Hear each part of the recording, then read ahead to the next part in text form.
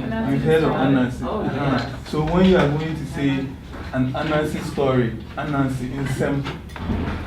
Anansi in Sem. So you say Anansi Sem Siso. Then they respond. But what they're asking, I think, deeper is what exactly does Anansi Sim mean? We have named Anansi tales, like the tales of Anansi. Okay. Anansi in Sem.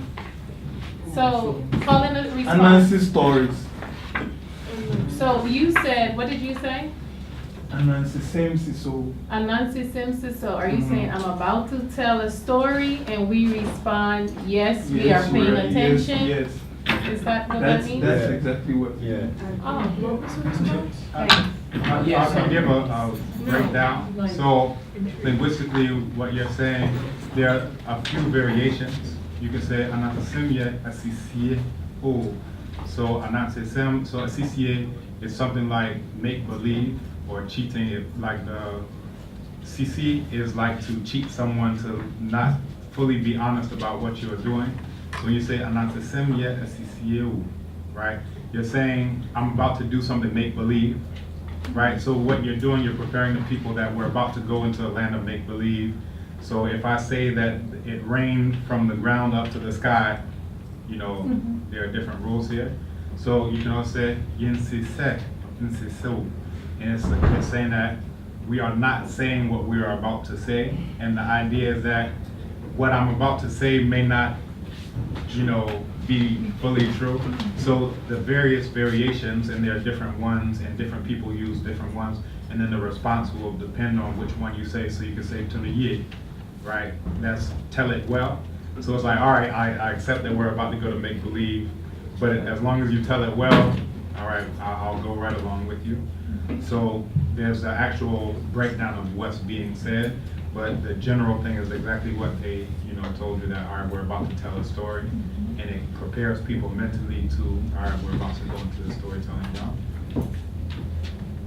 Okay, so he's a linguistics doctor, so you can. There are questions about terminology. You see, that is what I'll bring in the ARF here. You see, as a Ghanaian born in this country, I even find it difficult expressing myself in my own language. That's what the ARF is all about. The rebirth of Africa. We're trying to rediscover the true Africa before our brains were taken out. You get what I'm saying? So I'll leave it here and then I'll let Dr. Kambon. That's it. And that's it. All right, so my name is Dr. Obadele Kambon, born in Brooklyn, raised in North Carolina, went to school in Atlanta at Morehouse, and then I went to grad school at University of Wisconsin for African Languages and Literature. I came here and did my PhD in linguistics, focusing on the Akan language, which is what we were just speaking and referring to.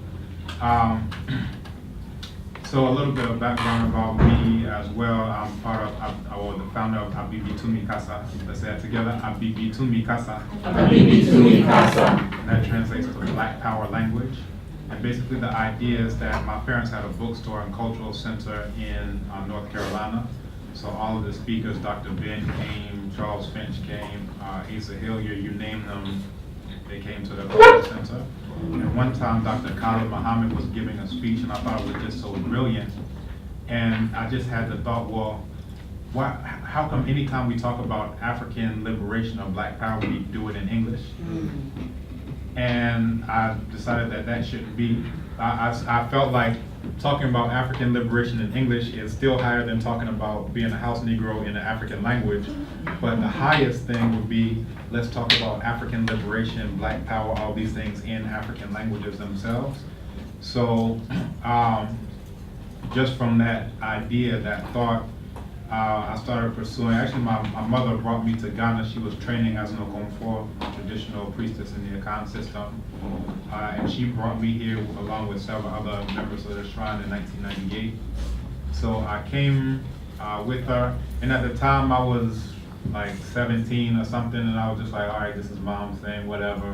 You know, I grew up, the whole household, the family was very African-centered, but, you know, when you start to go into high school and whatever, you kind of start doing your own thing sometimes.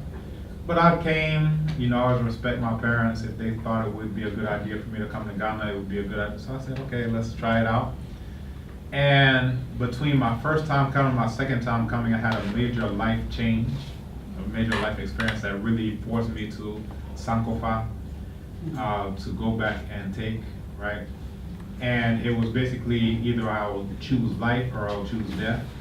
And I decided to, obviously I'm here, choose life. And so by the time I came back in '99, I was very serious about learning Tree specifically, African languages in general, but Tree specifically.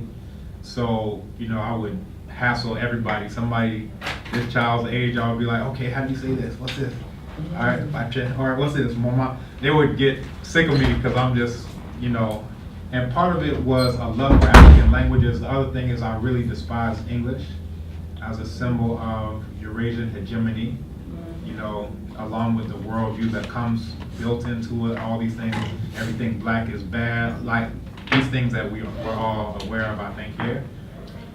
So by 2000, I decided to come here during my junior year for study abroad to the University of Ghana.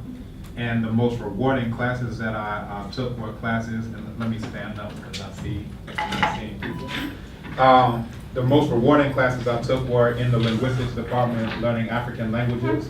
So the first semester we were on study abroad, and they had like a cookie cutter program that everybody was supposed to go through. But by that time I was already conversational. So they said, all right, we're gonna sit you down with Openia Jikum, who is like the luminary of Tree on campus. So we were doing one-on-one reading Anansi stories, Anansi Sem, right? So Asem literally, it translates to word, issue, matter, or case, depending on the situation. So you're saying Anansi Sem, you're saying words or issues related to Anansi. And there's actually an Anansi story that talks about how all what was Nyame Sem, which is words belonging to Nyame, the Supreme Being, how they came to be in the possession of Anansi. And now they came to be known as Anansi Sem. If we have time, I'll come to that. But anyway, so we were sitting down, and these are some of the same stories that I now read to from the same book that I read to my children, you know, at night. Then by the second semester, I was ready to take classes with the native speakers. So, you know, people who've been speaking Tree all their lives. I took literature of Ghanaian language, Akan. Reading poetry, prose, plays, every genre you can imagine in African languages, and then writing essays about that. Use of a Ghanaian language, going into grammatical structure, appropriate orthography, how it's written, things of that nature. And then I also took a course on traditional African spirituality, also in Tree. It wasn't initially going to be that way, but I ended up being the only student to sign up for it that semester. And the instructor, I just re-met her, you know, after years. And I asked, can we do this entire course in Tree? And I guess it was like, okay, here's this guy in the US, he's saying, let's do it in Tree. All right, fine. And by the end of that semester, I wrote a paper, which at that time was the longest paper I had written in any language, 41 pages, in Tree, on how proverbs are used in various social contexts. So by the time I went back to the US, I had been taking a course in Medu Necha, hieroglyphics. I think everybody knows Medu Necha. Good. And by the time I came back, I was making all these connections between words in Medu Necha and words in Tree. So the teacher, he's now the head of ASCAC. I don't know if you know ASCAC, that's Dr. Mario Beatty. And he said, all right, I'm sending you to grad school, like Dr. Clark used to always say, we have to send people off, say, we need you to do engineering, we need you to do this, we need you to do that, whatever it is. So he basically did that. He sent me to University of Wisconsin-Madison for African languages and literature, and sent another brother, Kwao Imana, to Brown to do his PhD in Egyptology. I did 2 masters there, but I decided to come here to University of Ghana to do my doctoral training in the Tree language. And I did my PhD on how serial verbs, it's a specific type of verb, how they're made into nouns in Tree. I initially wanted it to be a comparative study because in the interim, I also learned Yoruba and became a teacher of Yoruba. Also Wolof. I'm just bringing in the Yoruba component. I did a presentation at Tamale for Linguistics Association of Ghana. Finally bringing in this Yoruba comparative data. But the year I came out in 2012. I won the Vice Chancellor's Award for the best PhD thesis in the humanities. Thanks. Yeah. I mean, you told me that's Black Power. And then more recently, matter of fact, just about a month or so ago, I won the Provost Award for the best publication in the humanities. So I figured I can keep doing all this African stuff that I'm doing as long as I keep getting awards. Like, all right, get up off me, I'm doing my African liberation stuff. You gave me an award, so you can't say nothing. So let's keep it moving. So that's just a little bit about me, a little bit about my journey. I'm now editor-in-chief of the Ghana Journal of Linguistics. I'm a research fellow here. I'm teaching P here at the University of Ghana to Ghanaians, which is, I think, a first. Probably, you probably don't get too many Africans from the diaspora doing that.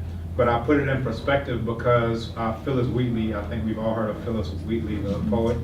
When she started writing her poetry, she had to have like signatories from all these white Bostonians and others in New England to say that an African can speak English or write English this well, because it was unthinkable that any African could possibly master English.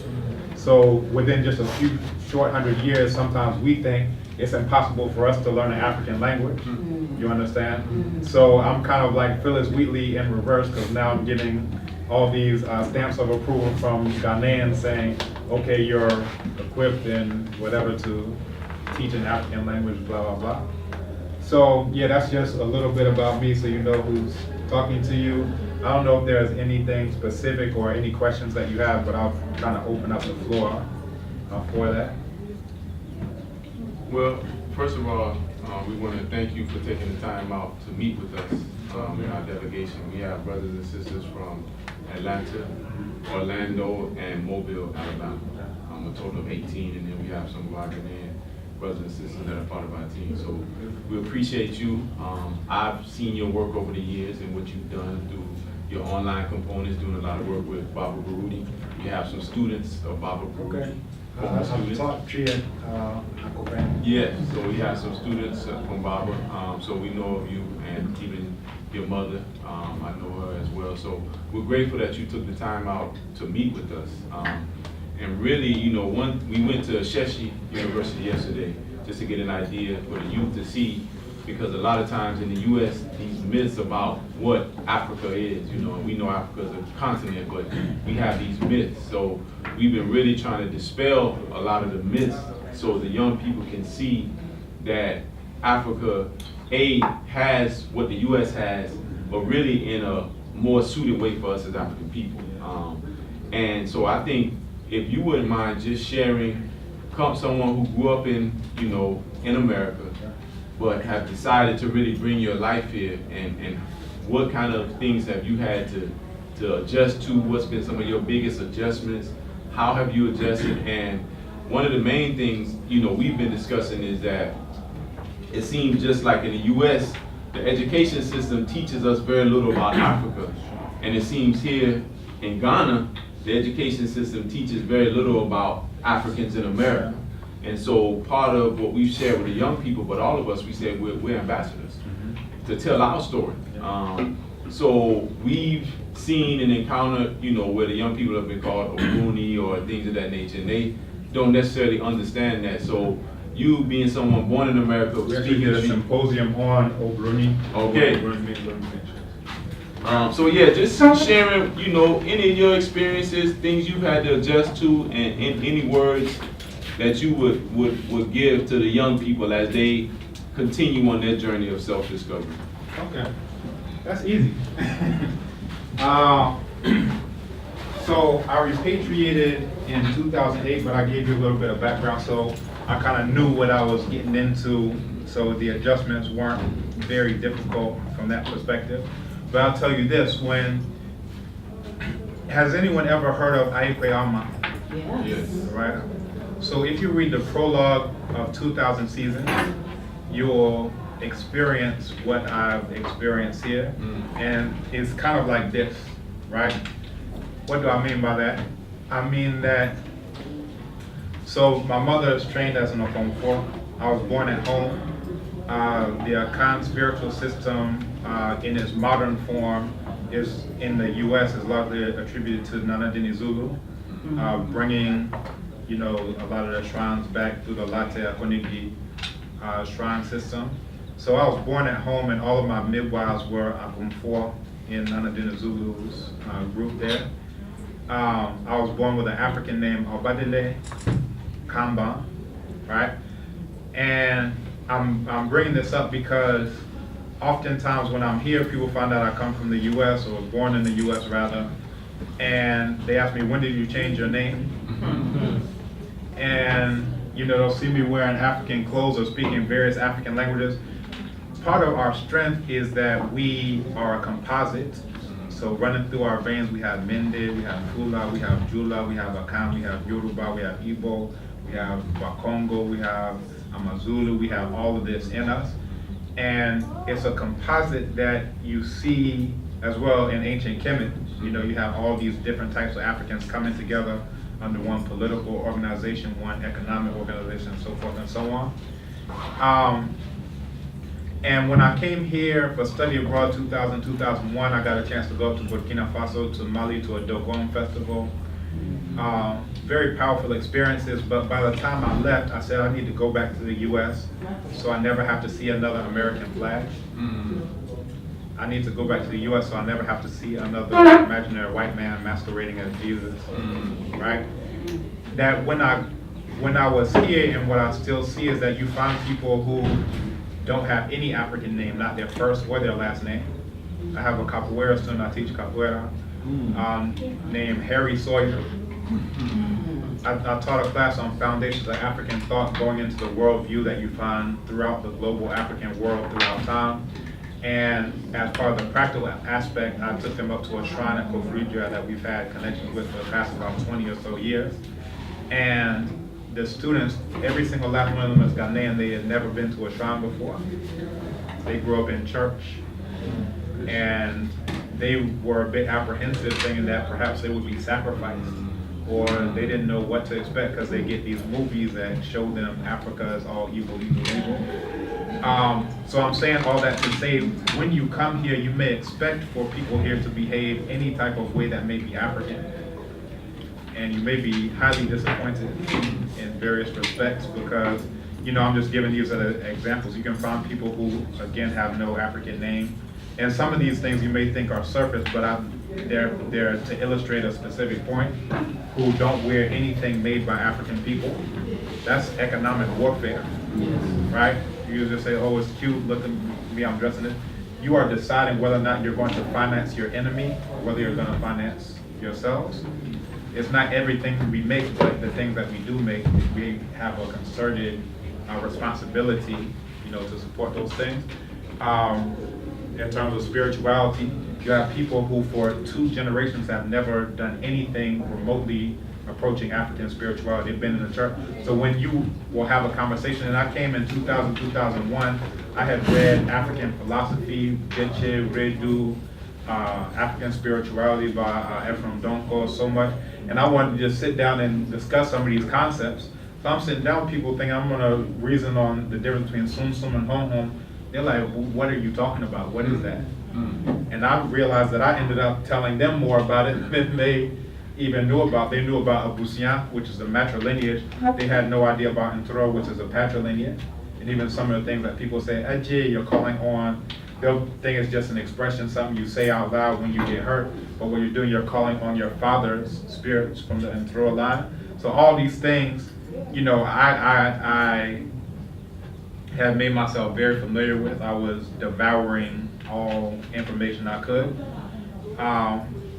But yeah, just on a lot of these different levels, and I can give you other examples in other areas, I found that a lot of the continental Africans were sometimes trying to make a connection with Africans in the diaspora, but they're going so far towards this whiteness. That's the 2000 Seasons link.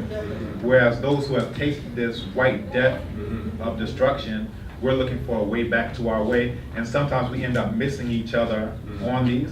So they'll see me and they'll assume that I'm a Rasta, and they won't understand that this is the traditional African spirituality you find throughout the entire continent. The Sangoma in South Africa have this, Yakomfo here have this, Tata in Nigeria have this, the Mam in Senegal has this. You can look at Ptahhotep, carved in stone 4,000 years ago. He looked just like me, actually. So you'll see him holding up a lotus flower with the locks to the back.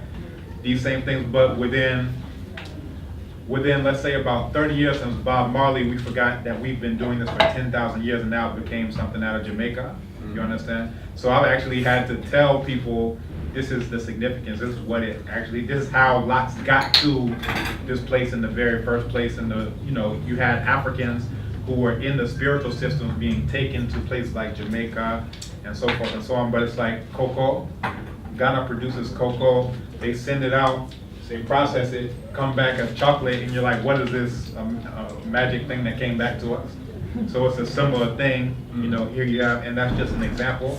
And one of my colleagues just a couple weeks ago, he said the same thing, oh, you must be a Rasta. And, I explained to him this is, part of being initiated as an Osofo at Kambon in the African spiritual system.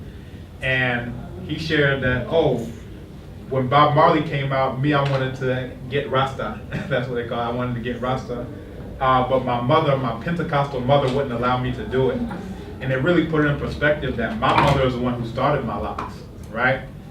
But, I'll bring this all home in the sense of Africans on the continent don't know where we are in the diaspora, just in terms of having to understand that we're all African people.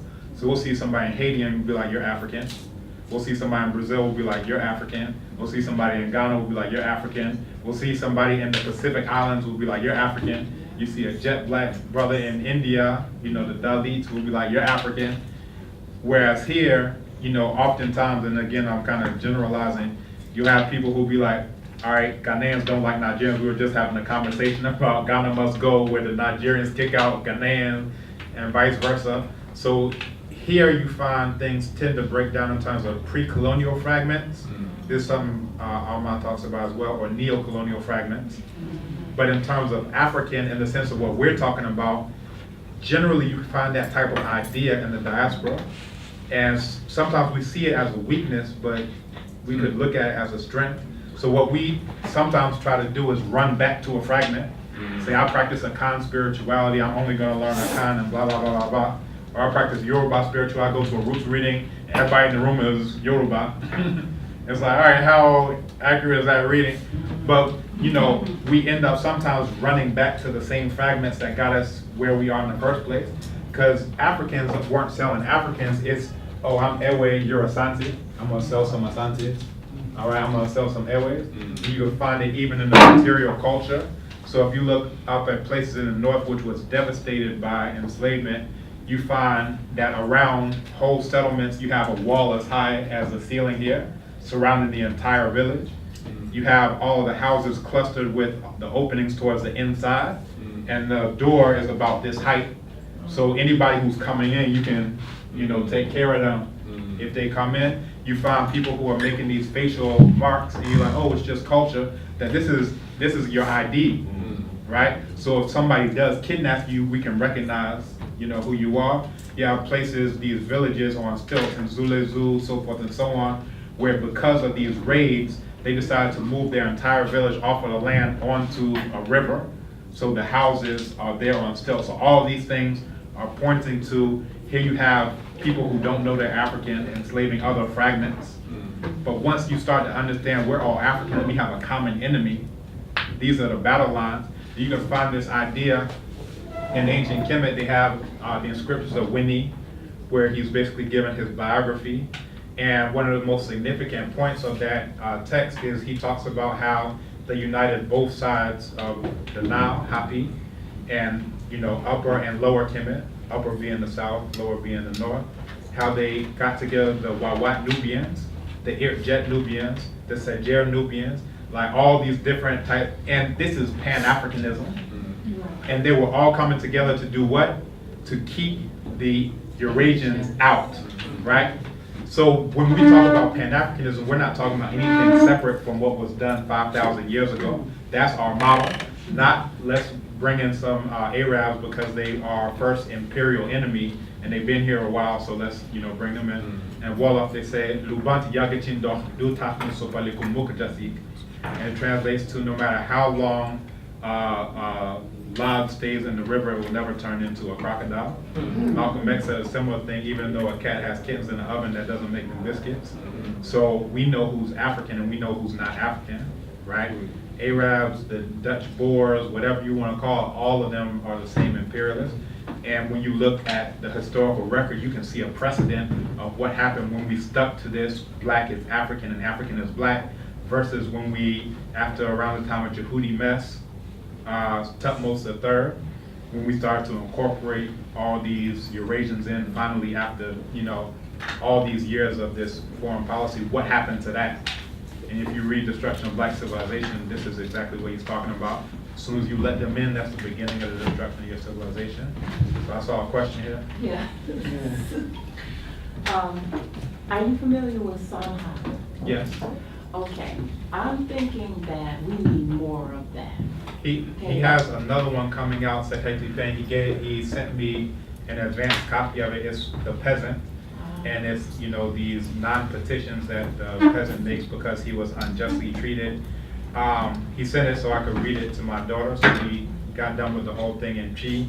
We're gonna go back to it in the Wolof version. Are you doing one of the translations? No, I'm not. No, I'm not. He has the collective per Ankh, so he has, people who he has tied into, but myself and my daughter were working on a translation of Ptahhotep and Structure Ptahhotep into Chi. So, doing word for word so you can see the Medu Nectar. A similar type of idea, and this is before I knew that Arma had come out with Sanhat. For those who may not be aware, I hope everyone is, Sanhat is the oldest piece of literature that has come to us from the ancient world. Literature, and it's an epic of an African who,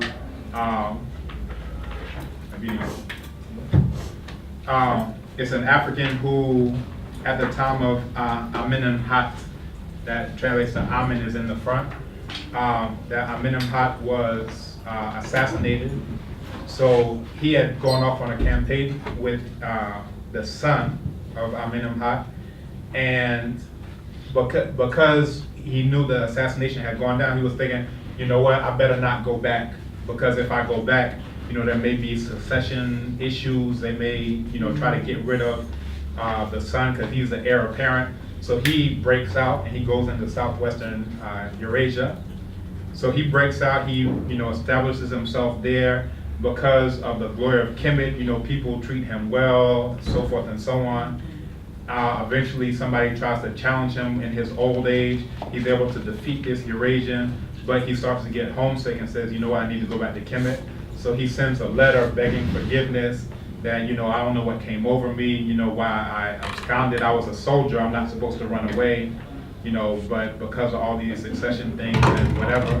So anyway, he sends this letter, and in response, he gets a letter saying, come back to Kemet. Come. And this is something that Dr. Jacob Carruthers, Baba Jedi Shemsu Jahuti, talked about in Intellectual Warfare, this whole theme of come back home. And he uses this text of Sanhat as that's what we all need to do, is come back home to Kemet, the land of black people. So he comes back, they, robe him in garments and, all these type of things. They give him this huge, suite, everything you can imagine. And actually, African Philosophy of the Pharaonic Period by Theophilo Benga, he actually uses some of these texts in order to talk about how advanced the weaving and linen is, because they're mentioning all the things that they did for him, how they were able to, take these flowers, lotus flowers, and turn them into perfume. So in the text, the text isn't for that purpose, but the text gives you evidence of how high the civilization was. Because, all right, how are you going to give him this linen if you're not making this linen? Where is it coming from? How are you going to, bathe him or, anoint him in all this oil if you're not producing the oil? So he's using this as textual references of the height of Kemetic civilization. That's an excellent text, African Philosophy of the Pharaonic Period by Theophilo Benga. So, yeah, just saying all of that to say, I forgot what the question was, I kind of went on that. Well, I just asked you if you were familiar with Sanhai, yes, so I'm very, could just be its own piece, because it Yeah. really speaks to the problem that we're facing. Yeah. The truncated Right. Racial memory, Exactly. the truncated Exactly. historical memory. And, because when we talk about all these problems being called booming and Yeah. Pan-African, complexities, when you have information that's put out in all of these different languages, then that's, gonna be pulling things together in a way that hasn't happened before. I mean, we're kind of like in the United States, the people who, our understanding of history makes us like the people who see movies from the middle. right, Or we read the book from the last 2 chapters. right. And so the solutions that we come up with to our problems can't really solve them because they don't go back to when the problem started. Exactly. Yeah, so that's what we're working on. Several people are working on that project. I have a book that I'm in the process of composing that's going into some of these same things I'm talking about. It's entitled The Ancient African Origins of Pan-Africanism. Because if you look at all these texts, it's talking about bring together all these Nubians, all these Africans and Kemet to fight these Eurasians. So the inscriptions of Winnie I mentioned, Harkuf I mentioned, the prophecy of Nefertiti, Lamentations of Ipuwer, all of them talk about keep out these Eurasians. Sanhai in itself, it talks about he passed the walls of the ruler that were built to crush the Eurasians and the sand pharaohs. So at that time, we were very clear on who we are or were and who our enemies were. At this point in time, you get everybody saying, let's all just sit down and sing Kumbaya and blah, blah. And the question becomes, well, what happened the last few thousand times we tried that? Right? So we have to remove these things from the level of the hypothetical to what's the historical record. Sometimes we're very ahistorical in our pronouncements of what we should be doing because where the truncated memory doesn't allow us to know what happened the last few thousand times that we did that. If it didn't work out, then it's like a science experiment. We need to try some other variables. Let's put some other things into this. We're having a discussion with the youth about not using the English language but using the African language. And one of them brought up a good point that although English, we don't like America, a lot of African brothers and sisters are speaking English, so it's a good common language. But I do like the fact that if we can't use it, we shouldn't. But what would you suggest as alternative language as a whole to use? I'm actually, I just got done with Eloquence of the Scribes, and I'm reading, that's also Aikwe Ama, and I'm reading Remembering the Dismembered Continent. He broaches that subject in both of those, where, he mentions, we could look at Kiswahili as a possible bridge to do that. But, one of the challenges is the same thing you find here in Ghana, which is that it would give an advantage to those who are native speakers of Kiswahili. So everybody else would be starting off a bit, down. So he suggests Medunecha as something that we all have ties to. Nobody would say, that's yours, or this is mine, and blah, blah, blah. So I'm actually part of a group that's working on revitalizing the Medunecha language in terms of the pronunciations, the grammar, all these types of things, so that we can actually get back to using it in our day-to-day things, in our writings, and things of that nature. So that's something that Alma's suggesting. The one who's spearheading this is Dr. Raketi Amen. I don't know if y'all are familiar with her. Yes.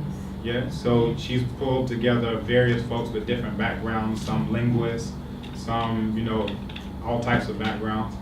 But basically that's what we're looking at and trying to see how we get towards it. So in the interim, we're speaking English, we're speaking French and whatever. Y'all aren't gonna be able to forget the English that you already know. But in terms of long-term solutions, we have to kind of grade these things. So let's say speaking about being a house Negro in European languages is at the bottom somewhere. Then we could say above that, we could say speaking about being a house Negro in African languages is barely above that, and may even be under, it depends on how you look at it. And then you could say above that, talking about African liberation in European languages, right? At least you're talking about something. Right. But above that, we're talking about African liberation in African languages. And I could say that the linguistic issue is something that's paralleled in every single area. So in terms of these things, we can think about things that originate with African people, things that benefit African people. And my father has what's called the Kambon. My father's name is Dr. Kambon, where he's looking at all these different areas in the area of psychology, in the area of economics, in the area of health, so forth and so on. You can rank whatever it is. So you can say, all right, well, this, it originates with Europeans, whether it's let's say it's a gun, but it could have benefits for African people if you know who to aim it at. So even though it didn't originate with us, it has some level of utility. You could say the English language, if it's used in that way, could be that gun. But you could even say, all right, well, now we have laser that operates on power from the sun, right? That we developed the technology, it's able to store the energy, and now we're able to shoot the laser, and we developed that indigenously, blah. So, need that gun. right, we need that. So we can say, all right, well, that's something that's higher than purchasing a gun from the enemy, because when you purchase it, you're financing them. They're taking that same money to build a prison, to drop a bomb on some black people somewhere. So we can say, all right, we need to rank all of these things. So I often say you don't laugh at the traveler because he hasn't reached his destination yet, right? So we're not there yet, but what we're doing is we're saying we're setting the trajectory, right? And I often also say that the best way to honor ancestors isn't necessarily standing in their footsteps, but rather continuing the path that they started to cut, right? So oftentimes we'll say, oh, Kwame Nkrumah did such a great job, or Amos Wilson, or whoever we want to talk about, and in our honoring, we're saying we're just going to stay exactly where they left us. But the best way to honor a fallen soldier is to pick up the weapon, right? So if they took us up to this point, then we say this is a trajectory that you set. I'm taking the machete and I'm cutting the path back towards our way. So I think that's what we're doing in terms of the trajectory of African languages. The end goal can't be English. That's not the end goal. It could be perhaps something useful in the interim. It could be perhaps a step towards whatever, but that can't be the end goal. So once we know where we're going towards, then we can start doing things that are going to enable us to get towards this thing ultimately. Can I ask a question? You mentioned earlier cultural hegemony and how English is a clear representation of such. And I teach social work at the University of South Alabama, and we often talk about hegemony, but we really haven't focused much on English being that overall factor. When you said it, my eyes just were like, wow, that's so valid. Are there any texts that either you've written or anyone else that goes more into detail that perhaps I could use as a supplement to how the English language perpetuates that through time? Look at Ngugi wa Thiong'o. Oh, you're going to have to spell that for me. Yeah. Okay, one. Right. So he Can you is spell that? Ngugi, and there's a tilde over the U and the I. Awa is a separate. Awa? No, Wa. Wa. Thiong'o, Thiongo, Okay. and an apostrophe before that final O. Okay. Right. So he's probably one of the foremost proponents of ditching English and using indigenous African languages. In his own case, he stopped writing in English and writes in Kikuyu. Of course, there are translations that go into various other languages. But he's one of the people who he has a book, Decolonizing the Mind, where he goes into this exact subject. So yeah, I would say and then also Aikwe Armah talks about these things. He comes to not a conclusion. He says, basically retreating to our own individual ethnic languages is perhaps a step in the wrong direction, because again, you have either we're all African, we're all black, or we're all fragments. So, it could end up that saying, all right, we're just going back to the same pre-colonial fragments that got us into the thing in the first place. So that's something that even when we're looking at African languages, we need to be cognizant of, and that's what Samhat does, is that it transcends that by translating the Medu Neter into English, Portuguese, French, but also into Fansi, into Kikongo, into Kiswahili, into isiZulu. Am I missing one? Into Wolof. Transliteration. Yeah, and the transliteration, so you can get an idea of what the initial sounds are. So I think it's a very powerful thing. There's another book in philosophy called Listening to Ourselves, and it's philosophy text written in various African languages and translated into English. So each page is a whole thing in Amarinya, and then the next, and then you have the translation in English on the opposite page. You have this in Akan, and then the translation in English on the opposite page. This one in Igbo, translation Doluo, translation. Did I say Wolof translation? So all of those. So these are two methods, of how we can really start attacking this language issue. I like what Ahmad does. He has this line for line, so you get this sentence, then he has a translation, and it's color coded, so you can just read through the whole thing in Fansi, and it flows naturally. The other one, you can read the entire thing in an African language. You can see what the correlate is in the European language. What I'm doing is slightly different, is in order to help people learn Medu Neter. So I have the Medu Neter, I have the transliteration, and then I have the translation of that specific word. They call it Leipzig glossing. That's what we use in linguistics. So you can see what every single word is, right? And then finally you have the translation into English underneath that. So, word for word, this is to help people. If I want to know the word for bad, I'm seeing this word bad, boom, boom, boom, and you can see what everything is. Ahmad is coming from a more literary standpoint, so he wants you to enjoy it as literature, so it's not, geared towards specifically learning the language. But I think there are various ways that we can attack this issue, and this is, various people are dealing with it.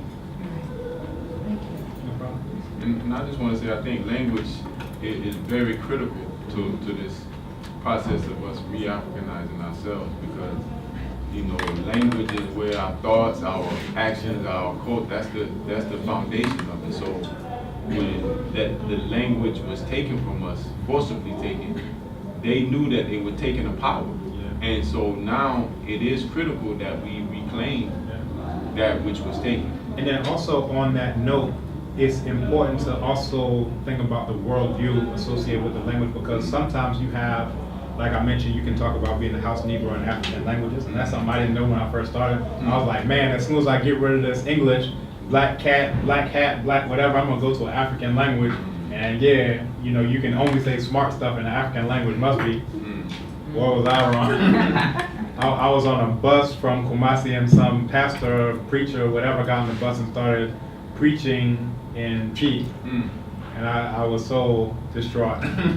Not only because he was doing it, but because I'm stuck on a bus with this guy for the next hour and whatever. But for example, you have the word Onyame, Onyankopon, Kridiompon. These are words for the Supreme Being, right? Now, if you ask somebody what's Onyankopon, they'll point to a picture of the imaginary white man and say that's Onyankopon. They're using the word, but the concept has been entirely obliterated. We have a gold weight chart that has this weight on it, and this is called Otumfo Awurade Nyankopon, right? It translates to powerful Awurade Nyankopon. So Awurade is the feminine aspect, that's the triangle, metaphorically representative of the womb. And then Onyankopon is this spiral in the middle, which represents the semen.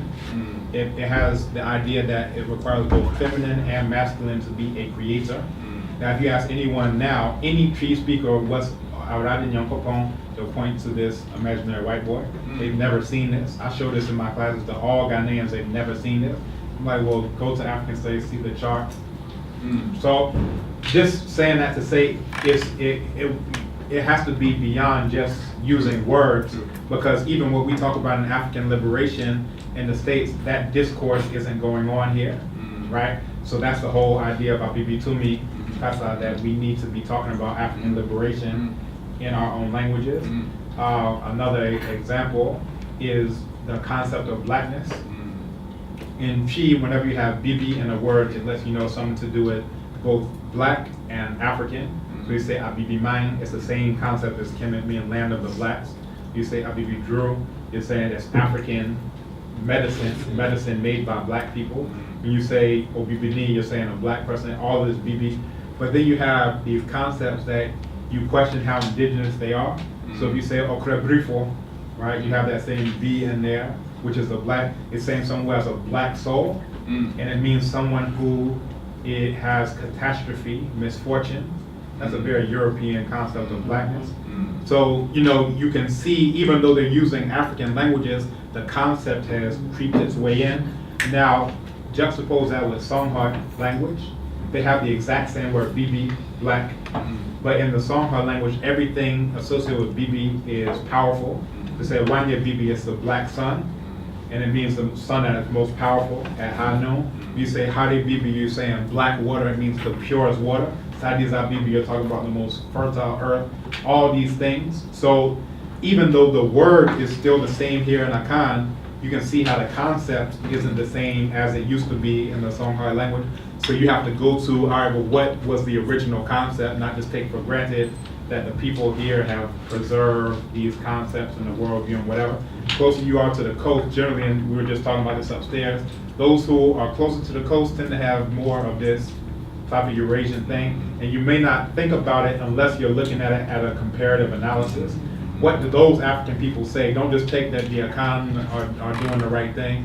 What are the people further into the interior saying? What are those people across in Somalia saying? What are these people in South Africa, Congo? And when you have all of that background, you can get a sense of what the African worldview is. But I think our time is getting a bit short. Yeah. Thank you for sharing.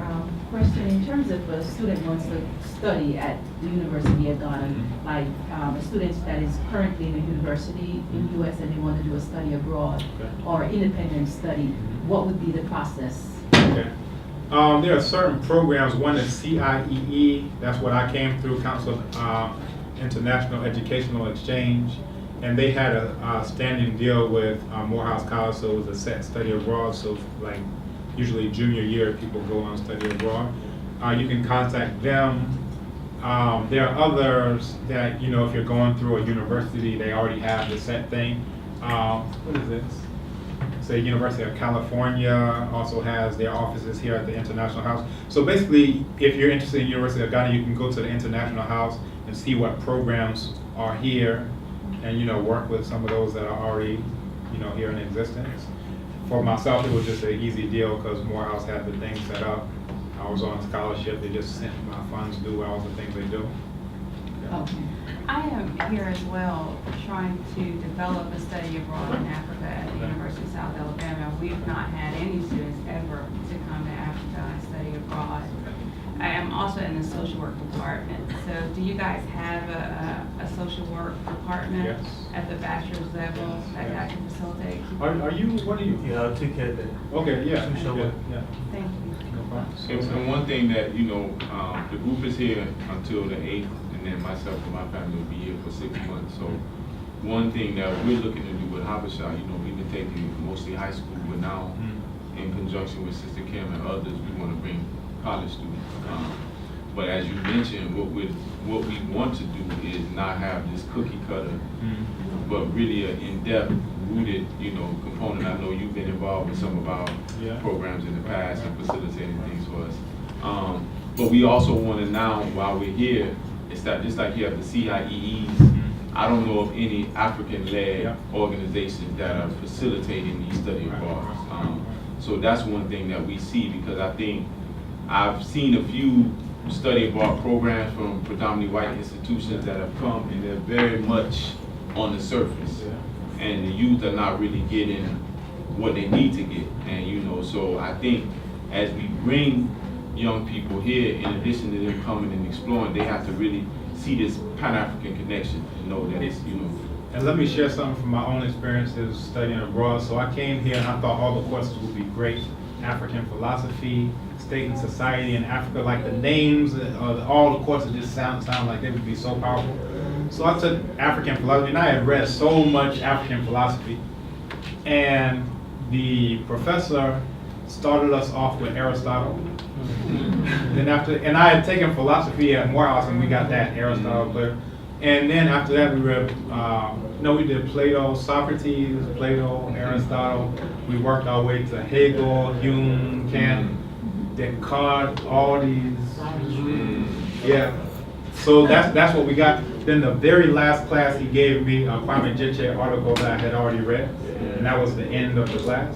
State and Society in Africa was a study of European concepts, Adam Smith, Machiavelli, blah, blah, blah, blah. So just saying all that to say, temper what you would expect, like, not to disparage anyone, but we have this Gandhi statue here.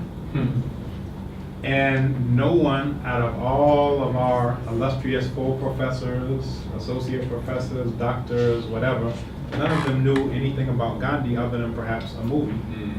So the, Prime Minister, President of India came here, gave a speech, and then defecated a Gandhi statue here onto the campus.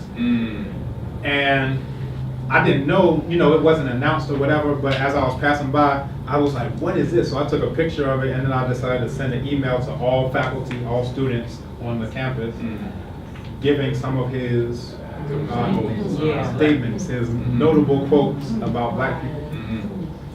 The vice chancellor answered, he never gets into any type of exchange, but somebody who brought in a lot of money to the university was like, perhaps he can explain what's going on. So he came on and was like, oh, well, based on my reading of his biography, and mentioned which biography, there are 400 bajillion biographies of Gandhi.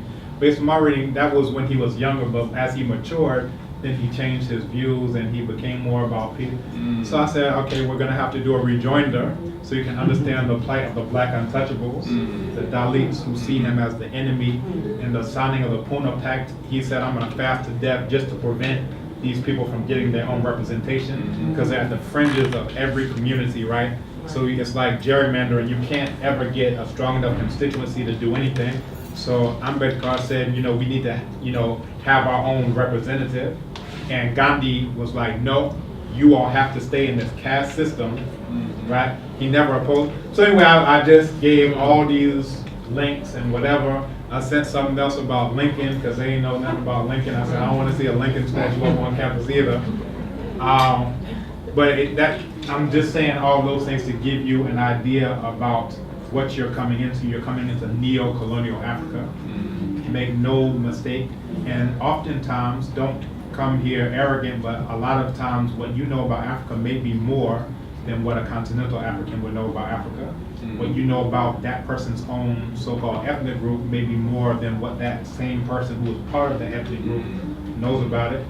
But again, I'm saying handle that with a degree of humility, because you're interacting. The point isn't to be like, oh, that makes me better than you or whatever, because there are strengths that come from what that person. I say it like this: in the diaspora, we have a lot of ideological clarity, we have a lot of whatever, but generally speaking, present company excluded, we don't have a lot of the hands-on things of how to. I'll put it like this: if they shut down the grocery stores, a lot of people will be dying. If we get sick, we go into the hospital. If we want to buy something, we go into Walmart. If we want to get online, we go into Facebook. So on every single front, we're very much dependent in terms of the practical aspects of what it's about. Here, people are very much independent in terms of that practical aspect, but they lack a lot of this clarity in terms of who the enemy is. They can't tell you who Imhotep is, blah, blah, blah.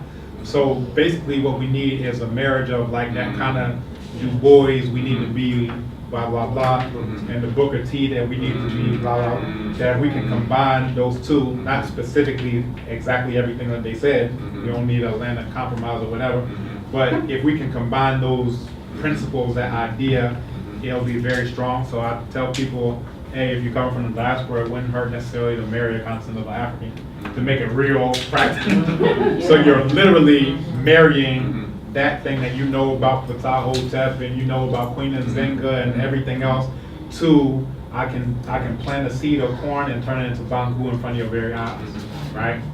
People here are trying to get rid of that, but it's still very much rooted. I got somebody up at Montfort who's building a structure out of mud bricks. They still have that skill to be able to do that. in the diaspora, we can tell you why we need. I'll put it like this: those who have the ability to be African in terms of those nuts and bolts, oftentimes don't have the will. Those who have the will, oftentimes don't have the ability. So we can combine that will and that ability. We're moving somewhere. I know we're short on time. I just would like if you have some books that you think are very important for a lot of the young people as well as adults to read, if you can just throw out some books. Okay, off the top, the West and the Rest of Us. This is the author, Chimwezu. I don't know if y'all have ever heard of him. Good things. Wow. So you need to meet him. You're saying wow means you know. Baba Chimwezu, let me turn that over to you. Any books that you think will be helpful for the youth, and then I can say other things. Well, greetings to all of you and welcome back to your old homeland. That's it. All I can say at this point is, if you have all their emails, I've just been putting together a reading list. Oh, beautiful. And I'll give it to you to send to all of them. That's the easiest way to go about it. Yeah. And the point of the reading list is that ultimately all these things, whether it's the history, the language, whatever, you have to know all of that. But ultimately, what's the ultimate goal?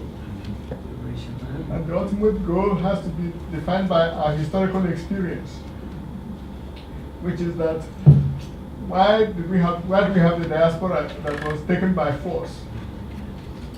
Why do we have the mental problems we have about our identity, both on both sides of the Atlantic? Why do we have what I call the niggerized mentality on both sides? We left here as black people, and they made us niggers on the other side. They came here and conquered us under colonialism and made us niggers here. So the issue is how do you get out of that whole mindset? And ultimately, why were they able to do it? It's the issue of power. We didn't have the power to defend our land, our culture, our people. That's why they could do all of that. So all these things are important, but ultimately you have to focus all of them on the project of building up the power to prevent that from happening ever again. What we say never again is that we must have the power to prevent these kinds of things from happening to us. And the whole point is, where do we have to build that power?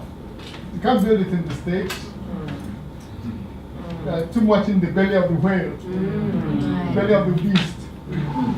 The only place you can build that power has to be somewhere in the continent, in the African continent. You have to make the space to build the black power that will protect black people wherever they are in the world. And that gets you back to the issue of black power Pan-Africanism. Pan-Africanism about unity and all that is fine, but what is unity for? If it doesn't give you the power to protect your people and your land and your culture. So we have to get back to the issue of using all these things, all this knowledge we have to reconnect with to do something very practical. That is building the power that can protect us all around the world. So the reading list is about understanding what it will take to conceptualize and begin the process of building the kind of black power we need to protect our people wherever they may be. It's not just protecting one community. Part of the problem we have is that right now there's no power in the world that can speak up when you treat black people badly anywhere in the world.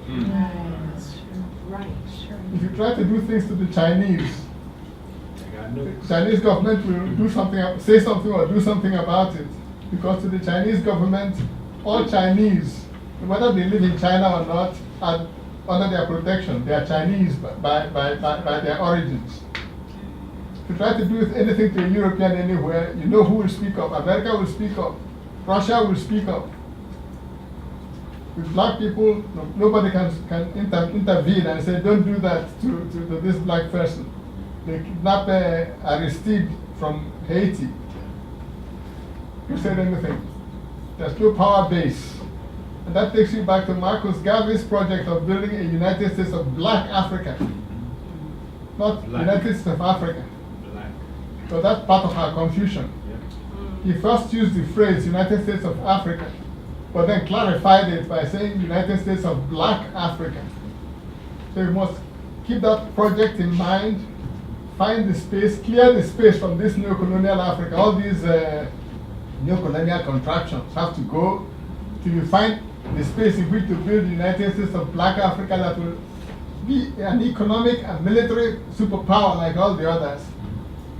Black people here, the UN Security Council, they want to be allocated a seat, but they don't meet the requirements. To get there, you have to be powerful enough to protect yourself using the UN instruments. So ultimately, to cut it long and short, is all these are strands in weaving the net of Black African power, a Black African superpower, or to take Marcus Garvey's phrase, United States of Black Africa, that has the economic and military power to defend any black person anywhere in the world. If a cop shoots a black person in Atlanta, somebody will speak up and say, hey, don't do that, but we can do something about it. We can send a rocket or a drone or whatever to the White House. At that point, they will listen.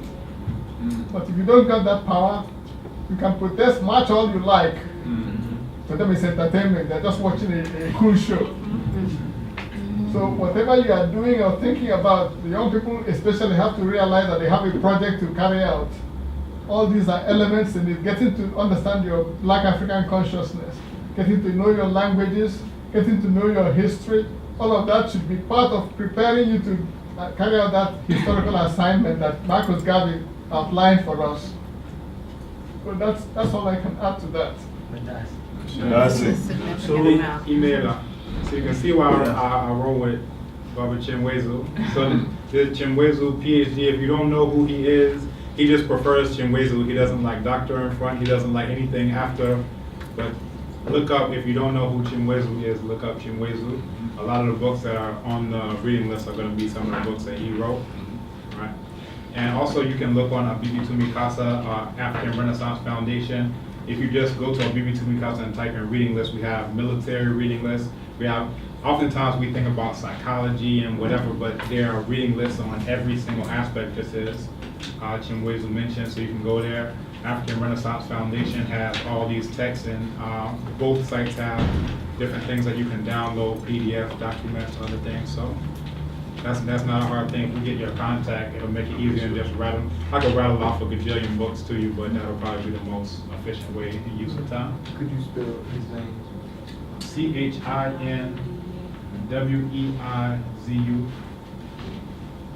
What were the reading, you said go to the African? Renaissance African Renaissance Foundation. The website is www.arf/int.net. Dash instead of slash. Yeah. ARF. ARF-int.net. Abibi Tumikasa, ABI. You may have a harder time with that one. ABIBI, Abibi, TUMI, Tumi, KASA.com, Abibi Tumikasa, Black Power Language. It has a phone app. Language. It has a phone app, so you can download that. Abibi Tumikasa has a phone app. Yes, very Very nice. powerful. So, Dr. Kambon, Chinwezu, we want to say Madasi to you for taking time out again to share with us, and even above and beyond that, being an example of a young person who has chosen to make a difference. Yesterday at Ashesi, the brother who gave us our tour, Fifi, went to high school in the States, a Ghanaian, went to high school in the States, made a conscious effort to return to his studies in Ghana, and he's now continuing. So, as we say, we want to be a part of this brain gain now.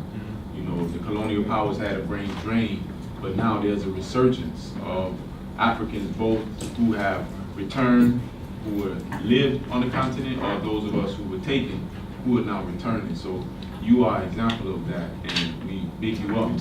Yeah, we big you up for what you do and your inspiration. So can we give both of the brothers a round?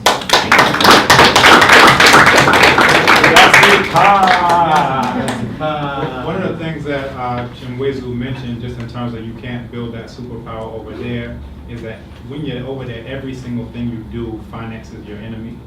So if you don't like seeing black people get shot, when you bought that bottle of water, you bought the bullet that shot them. Right? Whatever you do, you breathe, if you get hurt, if you go to every single move you make is financing your enemy. So, you know, it's very contradictory to say you're going to keep doing it. So the brain gain is real. We need that here. We need reinforcements. People see Africans and don't understand what it is. You know, like I said, we get our knowledge about the continent from the media, which tells us Ebola, tells us AIDS, tells us famine, tells us drugs and wars and whatever.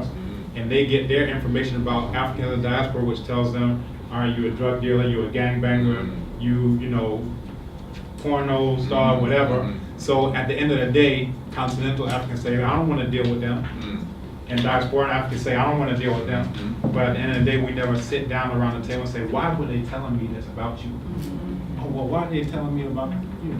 And it's the same thing that they did during enslavement, play this one off that one, and they're the ones who benefit ultimately in the end.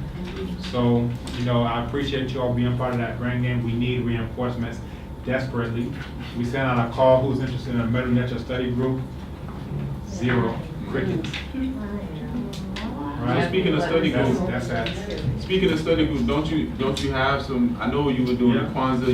You started Kwanzaa here, and some other things that you're doing to change the mindset. Ministry of the Future. We have various things along those lines to, you know, fill in that gap. We have the capoeira classes.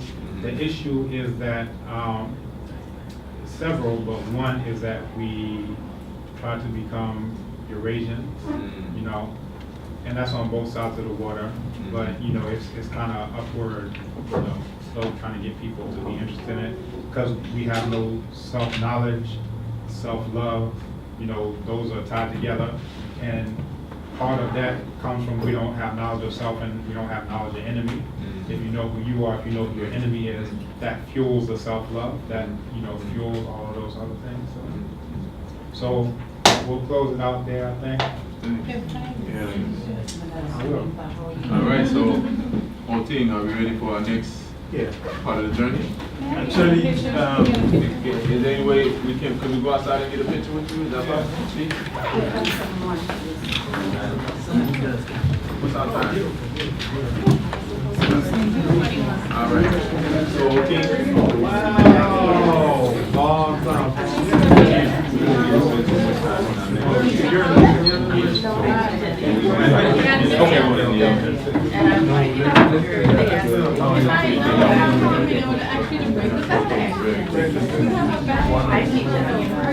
We're going to come outside and take a... I'm glad to be in your presence because the stuff I'm saying, like, yeah, of course I know that.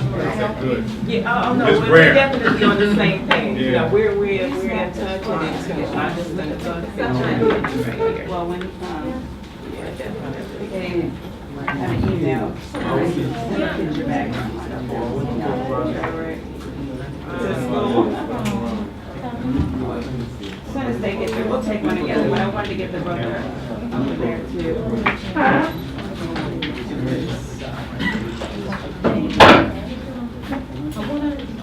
You got it?